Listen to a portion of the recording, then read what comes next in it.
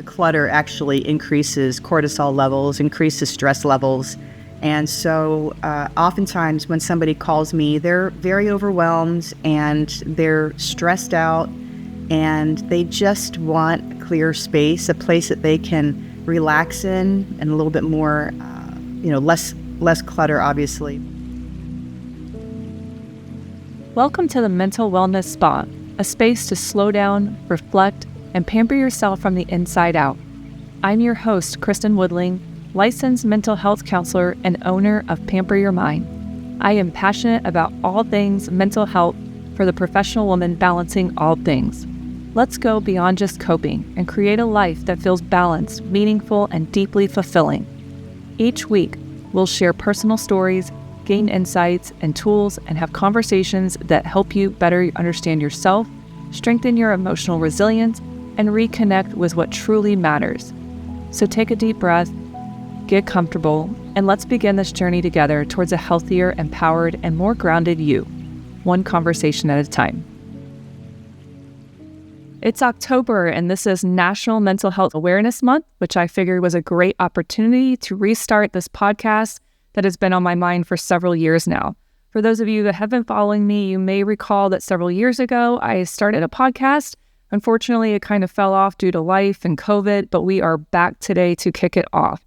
So what you can expect moving forward is a combination and a rotation of interviews with other like-minded professionals, because at Pamper Your Mind, we really pride ourselves on having a tribe of trusted referrals for different types of holistic practices and services. I'll also be interviewing previous patients to share with you some real-life stories of their mental wellness journey. I'm going to give you some recommended resources along the way and share some lessons that I learned from the therapy room that I hope will help you too.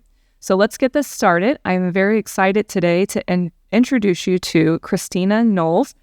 I met Christina, I think it was a couple months ago, right, Christina? I was presenting at a local community event, and Christina was so kind to wait till after the event to come introduce herself, and I'm really glad she did, because a lot of really great things are coming out of this collaboration, and I'm excited for you to learn about her services, because I did not know that her services were a thing until I got to know her and talk to her more about it. So without further ado, Christina, would you like to introduce yourself?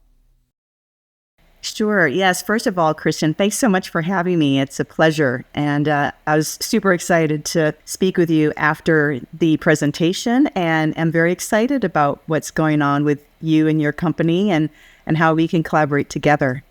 So I'm Christina Knowles. I'm a professional organizer and a senior move manager.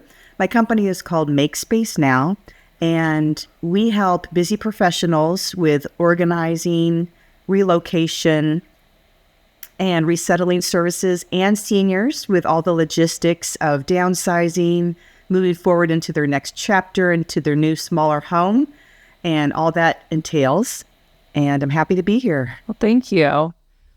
So, Christina, we've chatted a little bit about this, and I personally know I am somebody, I do not like clutter around me to be able to think clear, but what do you see as the mental and physical connection as you're working through, working with your clients and clearing their space and kind of seeing their experiences? How do you see that mental connection? Sure. Well, the physical clutter is definitely a reflection of what's going on in our mind. And there's plenty of studies that show, Kristin, that, the clutter actually increases cortisol levels, increases stress levels.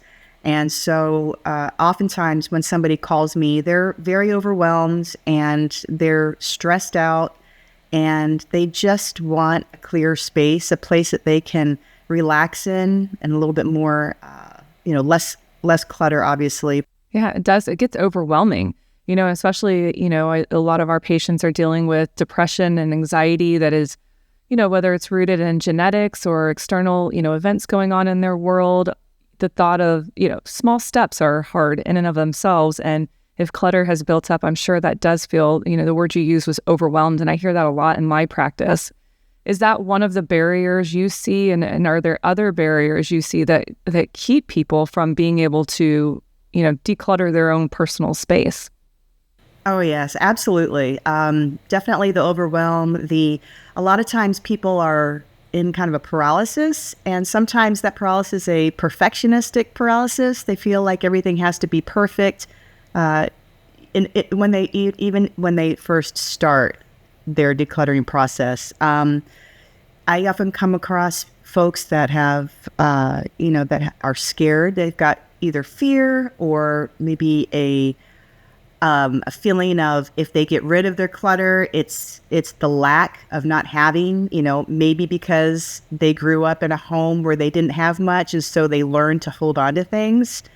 And so I see that oftentimes being played out. And sometimes they accumulate clutter for generational purposes. Let's say, they're the archivist in their family, so they will collect clutter from their parents and then their grandparents, and they end up having a household full of generational clutter. And it's overwhelming them, and it's a big weight on their back, and they get to the point where they don't want to have that responsibility anymore because they feel like there's just so much pressure on them to hold the line, even though their children don't even want their stuff. They don't want the past generational stuff overall. So there's many variables that I see, and it's very interesting with everybody's viewpoint. Some people, they just want to, freshen up and start something new. Other people may have like difficulties. They may have like ADHD, or they maybe have other neurodivergent traits, and they find it very difficult to keep a decluttered home, keep it organized. And so I get those calls often as well. And sometimes busy professionals and families, moms, overwhelmed moms. So there's all kinds it covers all the spectrum. Yes, I can imagine. As you're saying those things, I'm thinking about, the different scenarios I hear in my professional world, and I could see how all of those many layers would play a role. And even going back to when you were talking about the letting go, I know personally and professionally, times of declutter often happen around transition periods, right? And so letting go during a time where maybe there's grief going on, I have to imagine is tough, especially if there's those sentimental items involved. I would imagine that would be a major barrier. Absolutely. And I would say with probably 60% of my clients, that is exactly the case.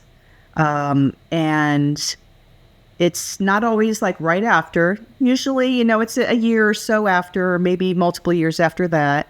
And not only was the grief part of it, but also maybe even helping that parent or helping that child or whoever it is that did pass away. They might have even been their caregivers. So oftentimes it gets like stacked, like you've got this, you've got the death, and then something else happens, and something else happens either prior or after. And then there's all this accumulation of like mini traumas that have built up, and life just became so overwhelming that they haven't been able to deal with the normal daily activities. And so it's just built up over years. So I see that a lot. I bet. Yeah.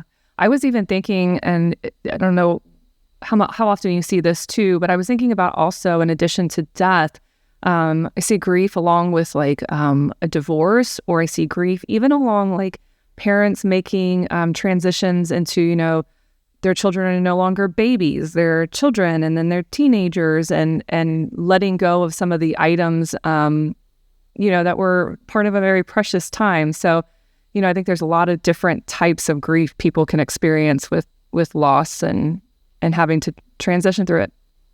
You're so right. In fact, just yesterday, I was working with a mom and whose daughter went away to college. And we were going through all of her daughter's stuff and her son, who was still but he's now in high school.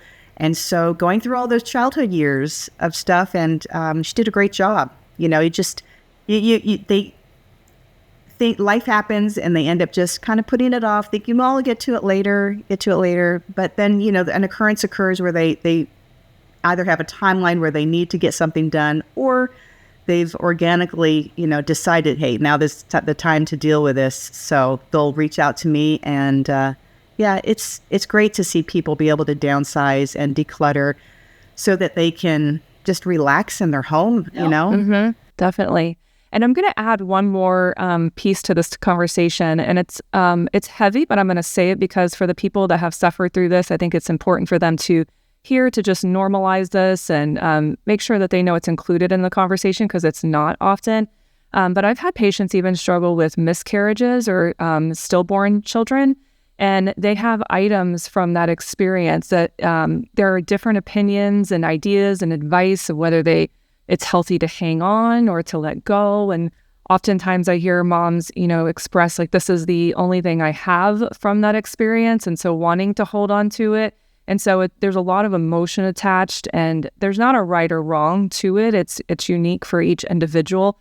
But again, that's something that's just overlooked a lot. And I just want to put that out there so that if any of those moms are listening today, they know that that's acknowledged and validated and part of the conversation always. So with that said, I want to ask, what mental and emotional benefits do you see post your services, helping a client declutter and get more organized? What does it look like on the back end for them?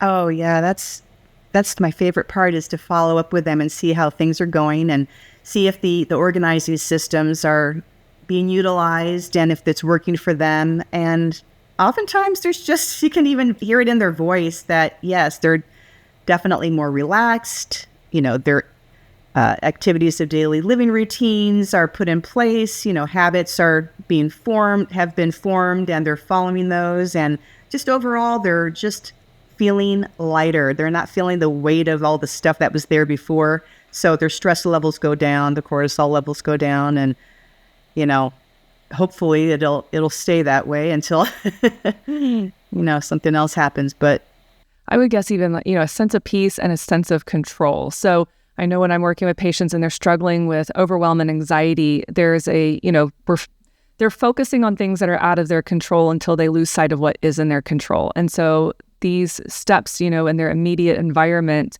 to make progress and to seek success is a sense of control and kind of grounding, right?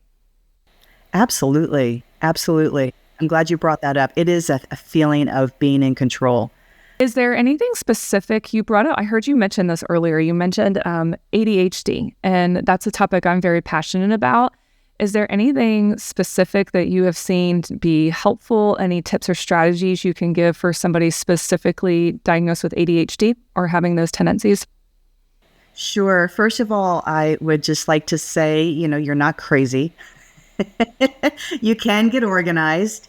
The way that, and I don't mean to, put a certain type of folks into one area, but just based on the experiences that I've had and the patterns that I've seen, a lot of times people with ADHD, they may feel this perfectionistic viewpoint that they have to organize a certain way or else they're a failure. You're not a failure.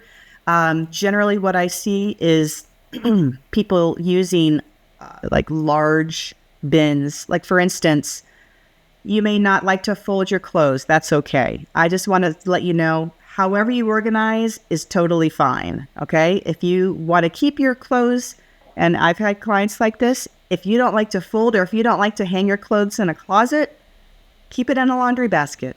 That's fine. Whatever works for you. You don't have to have all the fancy bins. Oftentimes with people with ADHD, if they don't see it, it's not there. So they tend to be very visual and they need to see their items. You got a closet with doors, go ahead and take the doors off. It's okay.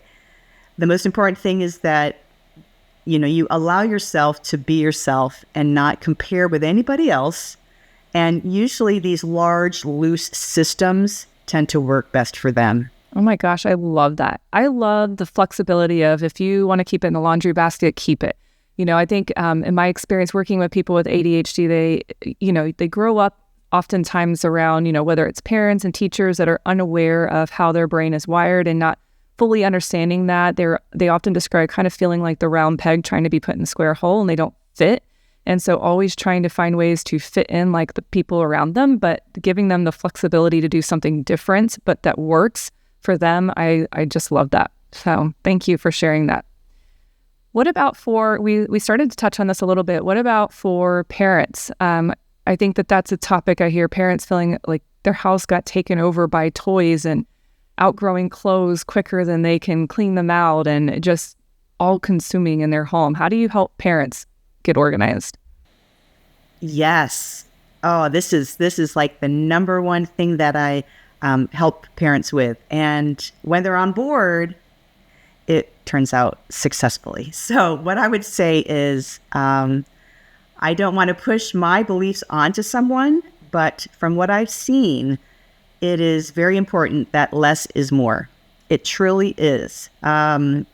Less toys. Okay, so with a toy situation, we declutter, we gather them up and declutter, and use maybe probably less than half of what they have. Everything else gets donated or sold, or so less is more. And when it comes to a situation with toys, I would say rotate them. So with the storage systems that you have, you want to fit the toys in those storage systems and then no more. It's very important to allow children the space to be able to dream, to be able to aerate their brains. Children, imagine little ones being overwhelmed with all the toys. We step into a room and we're overwhelmed. You can only imagine what they're going through. So the key thing is that less is more. And if somebody doesn't know how to create a storage system, that's something that I specialize in as well. I'm happy to help them develop that. So with all the storage containers that you have, only the toys that fit in there goes in there. Things can be rotated. You can put some toys up in their closet or even have another room, but we only want a very minimal amount. Children don't need much. And when it comes to books, that's a huge thing as well. So less amount of books, the better. Less amount of toys, the better. This gives your children the space to dream, the space to move around, literally to move around and explore their space. They need it. And less items on the wall. Nothing, totally minimal, but I like how you pointed out, if we walk into a room and feel overwhelmed, how a child must feel walking into a room. They're probably having that same experience. So that's a good point. Absolutely. Absolutely. I come across this so often, and the reasons behind it are generally, not always, but generally, one of the parents didn't grow up with a lot, so they want to be able to give their children what they didn't have. That's really probably the number one reason.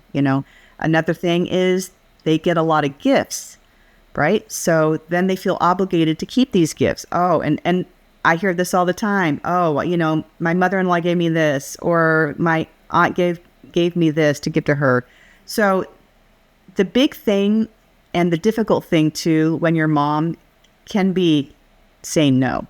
It's very important that mom and dad have the boundaries of saying no more. We don't need more. And then they teach their children that. And that's a very important lesson, is to have that boundary in place.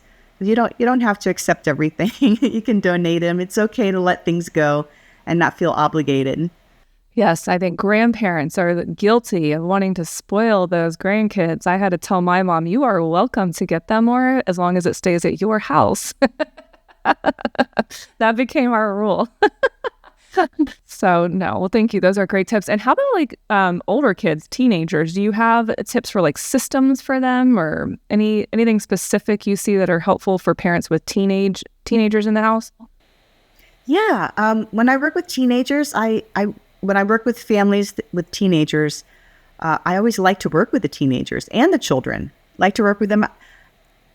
The most important thing is that you give the children the ability to make the decisions in the process. When they make the decisions, they're more apt to be on board. And so, they're individuals just like us. And I always encourage parents to allow them to make some of the decisions, to work with me directly, whether the parent's there or not. So I always encourage the parents to allow their children to consult with me so that they can make the decisions in the process. it's really important that they're on board with the organization. Sometimes when the child is super small, then that's obviously mom or dad's got to make the decision. But if they're old enough to make those decisions, I encourage the involvement with them. And again, each person is an individual. Each person organizes a different way. And so I love to, get curious about how they organize, how they want to see their space. And what's fun is that oftentimes they know what they want. And so when I work with them and then we work on those systems, it gets tailored to their personality, and they're more apt to keep it organized, to keep the daily routines going.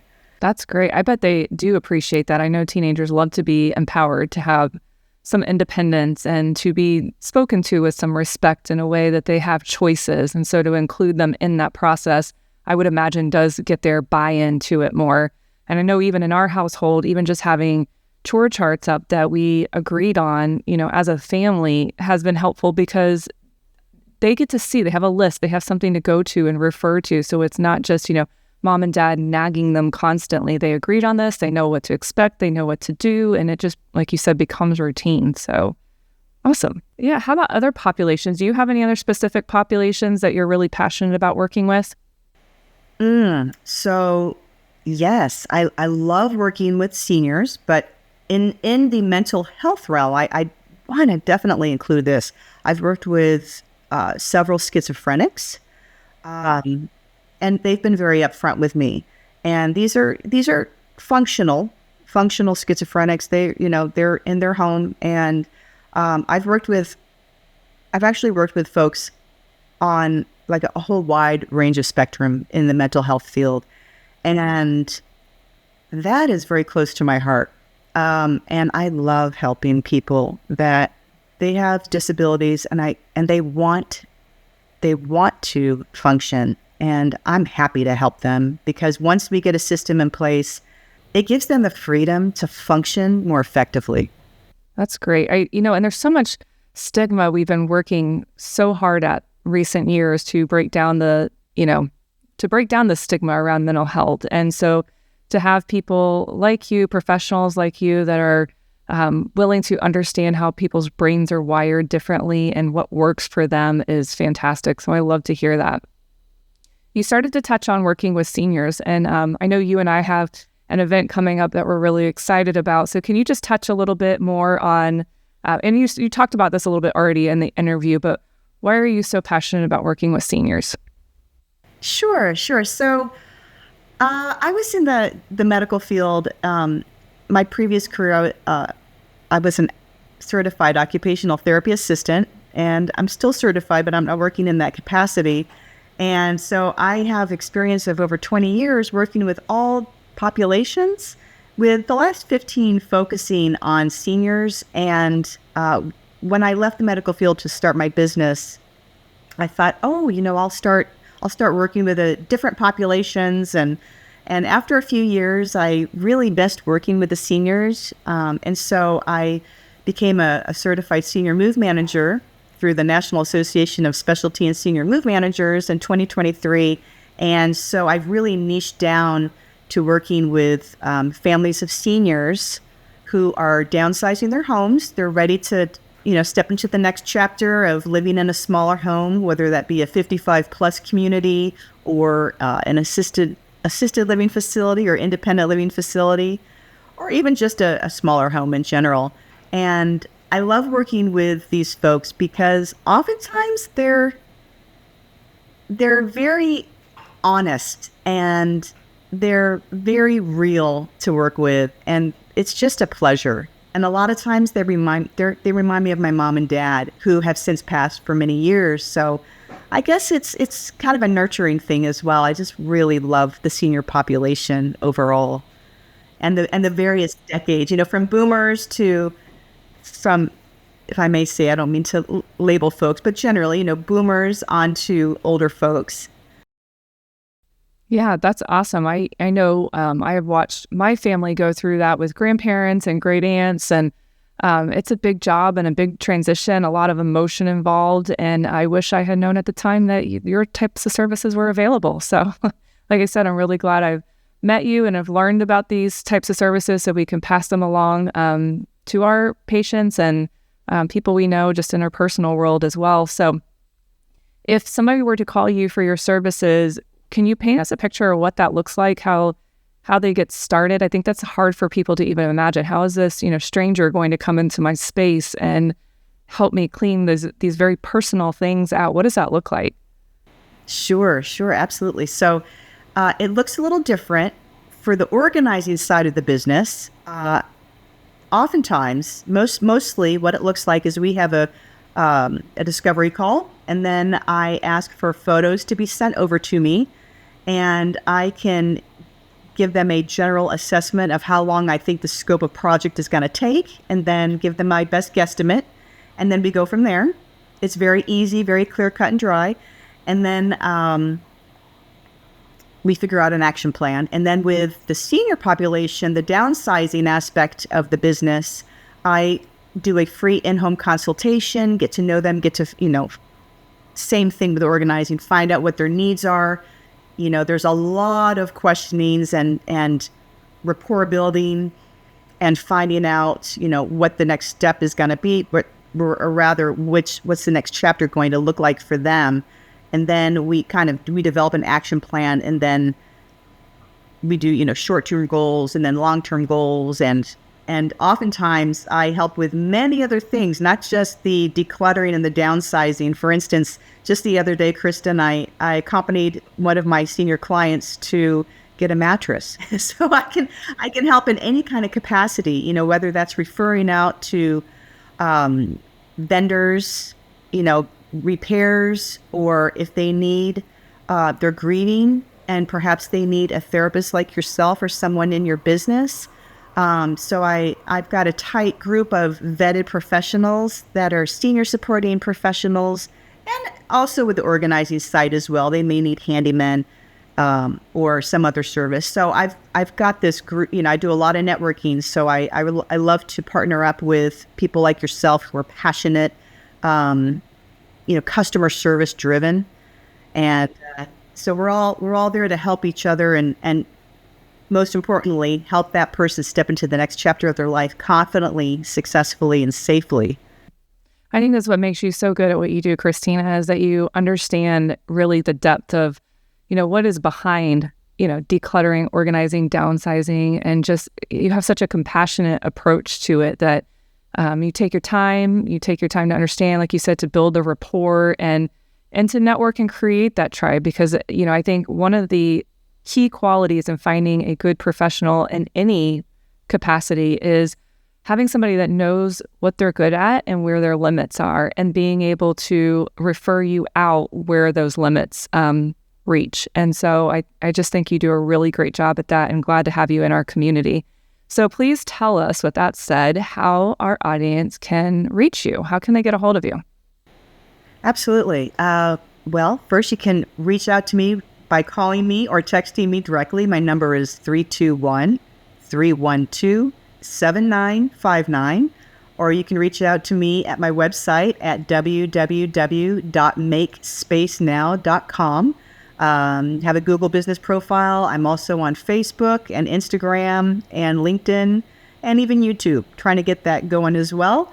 But yeah, give me a call. It's a free call, free consultation, and I'm happy to serve in any way I can. That's awesome. Should we do a little plug for our event coming up while we're at it? Yes, absolutely. So Christina and I have paired up with a couple of other professionals and vendors, and we are going to be a part of a panel presentation Thursday, November 6th. This will be in Satellite Beach at the Zahn Beachside Assistant Living. We're going to be talking about a variety of different services to help caretakers best take care of their elderly parents and provide the caretakers some support as well. So you won't want to miss that. I will put the link for that registration in the comments below, along with your contact information, Christina, that you mentioned. Anything I missed about that event? Anything to add to that? I don't think, did you say that it started at 6? I don't think I did, no. It's 6 to, what do we say, 7:30, I think it is. Yeah, so we'll include the flyer too, so that our audience has all the details for it. But we are excited about it. I think it'll be a really good event. Yeah. So awesome. Well, Christina, thank you so much for your time. Thank you for what you do. I'm grateful to have you in our tribe. And to our audience, thanks for joining us today. Thank you so much, Kristin.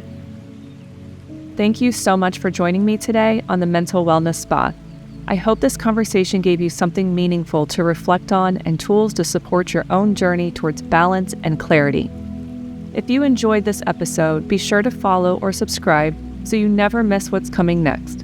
And if you're ready to go deeper, visit me at pamperyourmind.com for more resources, events, and ways we can work together. Until next time, remember, practice self-compassion and be sure to make time for you.